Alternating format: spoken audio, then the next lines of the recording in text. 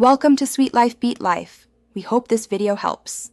In this video, I will explain how to do your tax return yourself as a student in Australia. A tax return is a declaration to the Australian Tax Office, or ATO, about your income and expenses for the financial year. Most students earning over the tax-free threshold, which is $18,200, will need to lodge one. Even if you earn less, lodging can help you claim back any tax withheld by your employer. Before you begin, gather all your essential documents. You will need your tax file number, or TFN, and all income statements from employers, often called an income statement or payment summary. If you receive Centrelink payments, have those summaries ready too.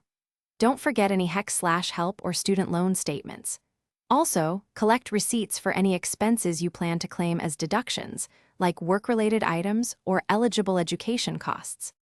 The easiest way to lodge your tax return is online through MyGov, linked to the ATO. Once logged in, much of your income information will be pre-filled. Carefully check this data for accuracy. You will then need to add any income not automatically included and enter your deductions. Take your time to ensure all details are correct.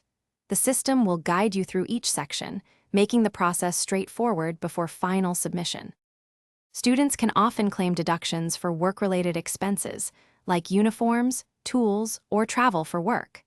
Some education expenses might also be deductible if they directly relate to your current employment. Always keep detailed records, such as receipts and invoices, for at least 5 years.